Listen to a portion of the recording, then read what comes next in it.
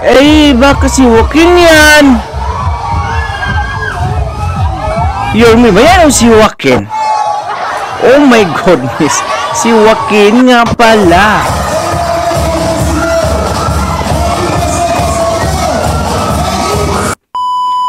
Yo, what's up, happy people? Isang mapagpalang Monday po sa ating lahat. For today's video, ay naku po, ayan po. Napakagwapong anak ni Yorme Isko Moreno ay may binisita sa isang lugar dyan sa Maynila. At grabe.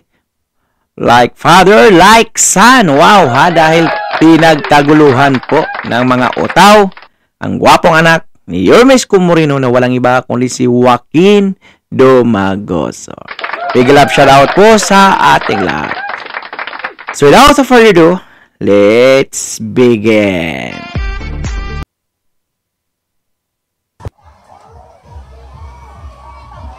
Ayan na. Manang-mana talaga sa tatay ito talaga. Grabe. Kahit saan dumako ay talagang napakaraming makisimpatiya. Okay? Okay. Yung iba kaya, sabi yung iba, pinipilit pa daw. Parang umiti lang at sumigaw. Huwag naman kayong ganyan. Maawa naman kayo sa kanila. Grabe, nagdaming nag-aabang. Guwapings. Ayan. Okay. Pati si ate, tuwang-tuwa. Kinilig si ate. Naihi sa kilig si ate, ha? Ayan.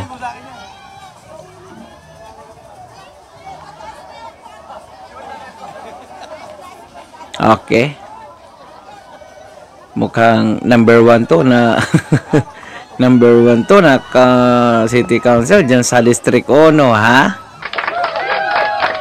Ayan. Okay.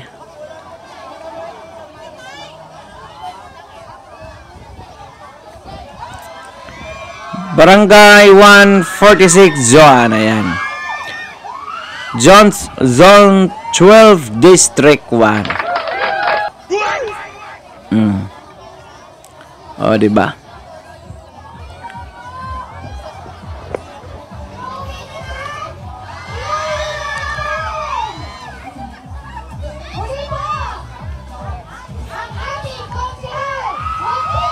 Dumagoso!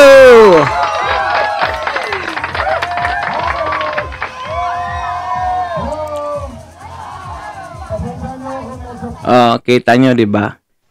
Di umaasa sa tatay, diba? Walang kasakasamang tatay. Kasi nga, desidido yung bata na tumakbong pagka city council. Wag yung sabihin na ng dahil sa tatay, kita nyo yan, ha? Walang tatay yan nakasama. Ganon siya kadesididong manalo at maglingkod sa taong bayan.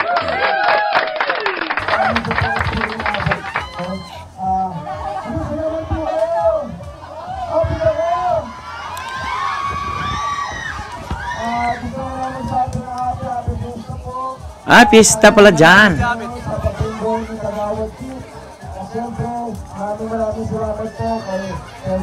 Hati yung mukha nito. Ma'am Daini.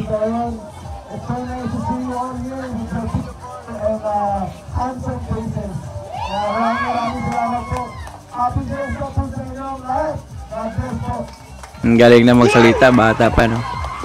Manang-mana sa tatay to. Yung mukha, hati ni Yorme Isko at ni shout out to Ma'am Daini Dumagoso, ha?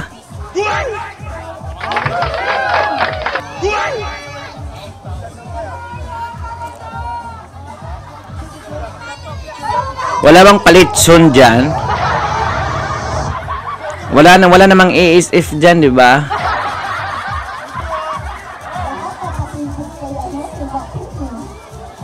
Tangka din tong batang to. Manang sa tatay. Ah. Oh. Walang tatay kasama yan, ha? You only Joaquin Dumagoso yan. Oh, tinawag.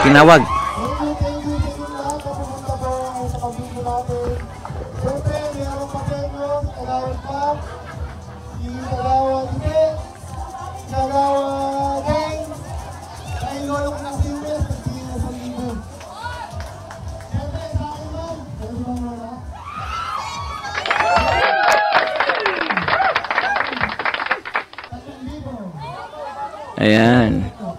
Barangay 146, Zone 12 ng District 1.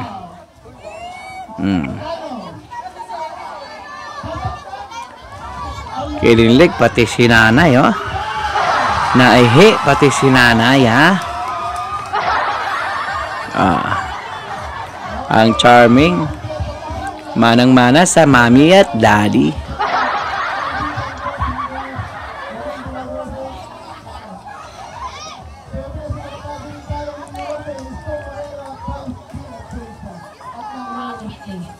Ay, vote straight po tayo, ha. Your Miss Choice lang. Ayan. Kakanta pa yan. Mamaya, abangan nyo. Kakanta pa yan, ha.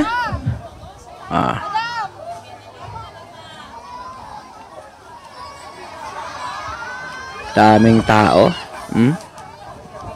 Panalo na to.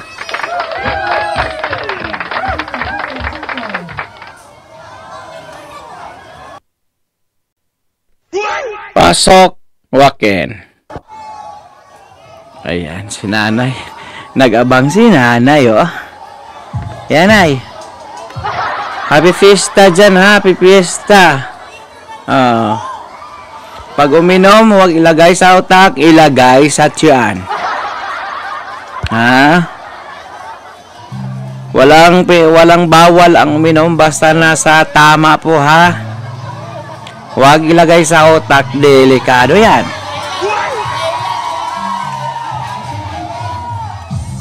Ayan. Nako, manang-mana sa tatay. Sayo na, Joaquin. Sinatay ka! O, sinatay ka! Sinatay ka!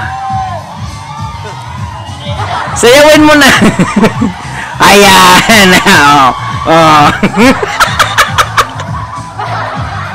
Okay. Copyright na naman to. CPR na naman to. Sharing revenues.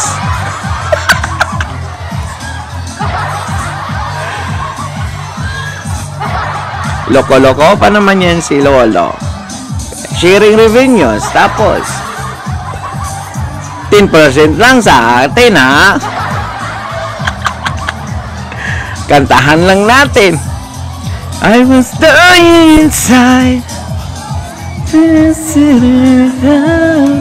Di ko kabisado, eh.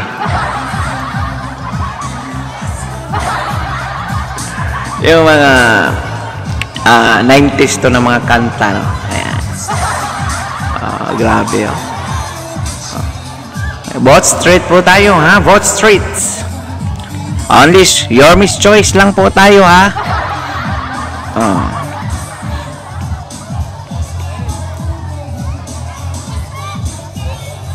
Sige, birada. Sharing revenues. Dying inside to hold you. Dying inside when I met you. Dying inside, babalik na si Isko. Kaya umalis na kayo. Ayaw na ng tao bayan sa inyo. Sawa na sa mga pagmumukha nyo. Huwag nang kapituko.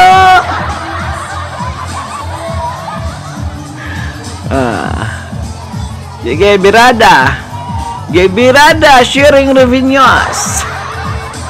Ang ibig ko pong sabihin, sa hindi po nakakaintindi, Pag copyright po kasi, may sharing revenues po yan. Eh, kagaya niyan. Copyright yun, di ba? Sharing revenues po yan. I was dying, so I told you. Mamaya, sasayaw pa yan. Kakanta pa yan. Si Joaquin dyan. Abangan po natin. I was dying inside. Babawi tayo sa pagkanta-kanta at dance-dance. Sharing revenues na yan for sure I was dying inside to hold you. Basag.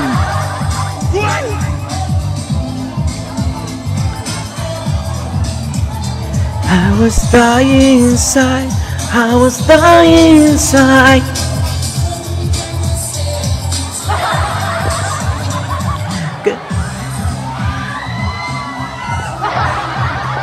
Tayo na. Nakagugulo-gulo na. Agoy, ginoo ko ang mga teenager. Grabe. Agoy, ginoo ko. Hoy, huwag dandahan lang kayo dyan. Magka-stamp, kayo lang ha. Magka-stampede pa kayo. Lahanin nyo, piyesta yan, ha? Okay. Diba? Diba kanina, nakita nyo, narinig nyo, lagi kong sinasabi na sharing revenues. 10% sa amin yan, 90% kay Lolo. Kasi yung music, copyright, yun. So, sharing yun. Kakanta pa wag mo na nga aalis ka na nga. Hindi ka pa nga nakapag-like, share, and subscribe. Like naman. Okay?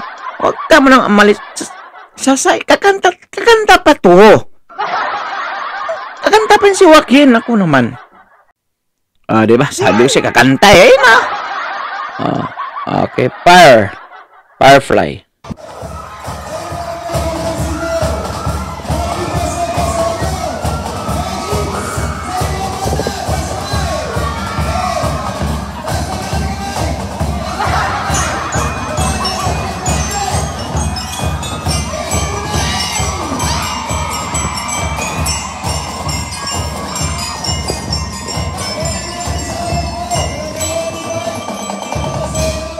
Vote straight mo tayo, ha? Nako, hindi na makapagsalita. Kinuluputan ng mga octopus. Hindi, ganun po lang kamahal si Joaquin. Kung mahal na yung tatay, mas lalo yung anak. Sino ba bang hindi magmamahal may malaking ambag sa Maynila, no, 'di ba? Mapagmahal sa mga batang Maynila. Okay, ang ganti ng mga Manileño ay talagang mamahalin si Yormisco Moreno. Nako talaga. Ganon din si Yormisco Moreno pag lumabas diyan sa mga iskinita sa Maynila. Hindi rin masyadong makakalakad. Sana yung mga hoverboard na yon, pwede na siguro yon para iwas mo na sa mga tao.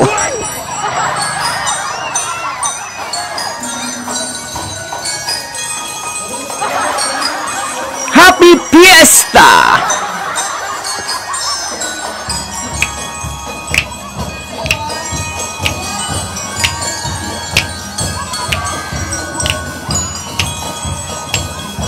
Nako, ganun-ganun talaga si Yormisco Moreno. Okay. Picture. Okay. Kanta mo na, kanta. Magsasalita mo na siya.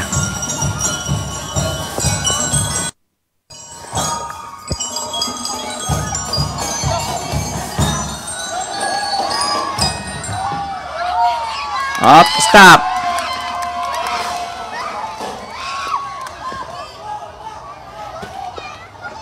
Joaquin, pasok.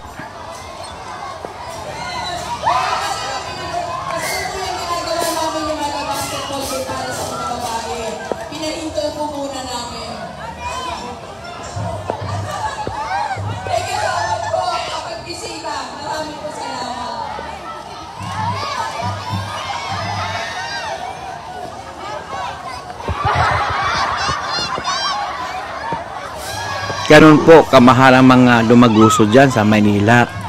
Kaya yung nagbabalak na manatili, wag na. Concede na.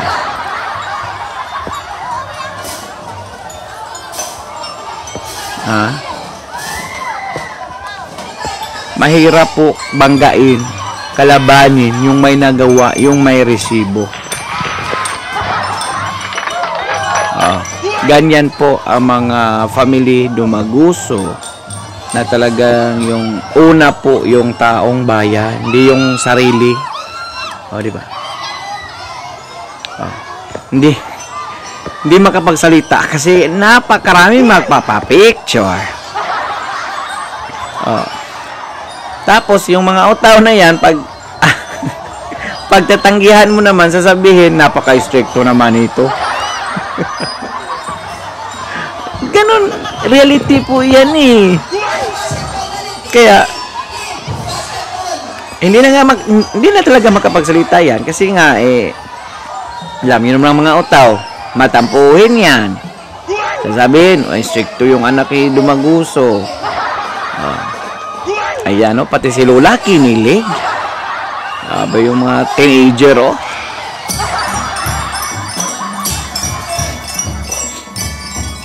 Ayan, hindi na kapagsalita.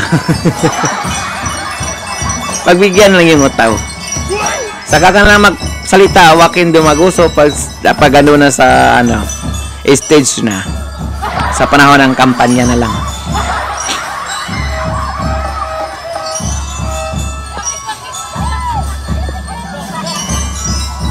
Basta yung alak, wag ilagay sa utak. At yung mga dyan, may mga jowa ha. Huwag kayong basta-basta sumugod. Kasi pag may alak, may balak mga yan.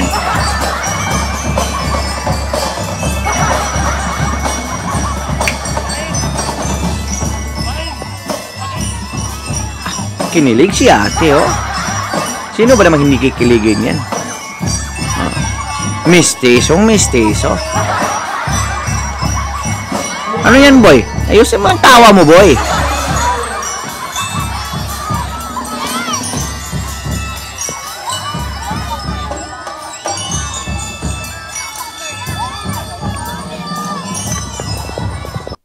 Ayan. So, yun nga ang kaganapan this Sunday, mga kois, ay talagang, alam nyo naman po, pag mga Your Miss Choice ay talagang inaabangan po yan ng mga utaw at ginagalang ng mga utaw ang mga iyan dahil alam nyo naman yung nagawa naman ni Your Miss Comorino. Konti lang naman nagawa ni Your Miss Comorino sa Manila. Pabahay, paaralan, ospital, kalinisan, Manila Zoo. Wala ka nang masabi talaga. Total package na si Your Miss Comorino. Kaya, gaya ng sinasabi ko, kung magbabalak man kayo, saka na pagkatapos ni Your Miss Comorino, pwede na kayong magbalak sa Manila. Pero hanggat andyan pa si Your Miss Comorino nako, huwag na kayong mag-aksaya pa ng pera. Rito ko yan. Kasi yung mga pira nyo hindi tatalabyan sa mga batang Manileño. Kasi nasubukan na nakumpara na. Mayroon lang comparison. Yung ate at si Your Miss Comorino. Napakalaking diferensyal ng sasakyan. Napakalaking diferensya talaga in terms sa pamumuno. Public servant. Diba? Kasi si Your Miss Comorino, yung initiative talaga ni Your Miss Comorino, yung talagang andyan na total package bilang showbiz at saka public servant. Diba? Karapat dapat talaga. Kaya, anong sabi ni Your Miss Comorino? Vote stretch. Okay? Ayan. At dahil umabot po kayo sa dulo ng ating video, may karapatan po kayo mag-like, share, and subscribe. Mega love shoutout po sa ating lahat. Happy Monday. Umpisa naman ang pasukan natin. Ha? Tapos na ang weekend. Antay naman tayo ng Friday. So for now, I'm Gan. God bless all. Peace. Manila, God first. Bye-bye.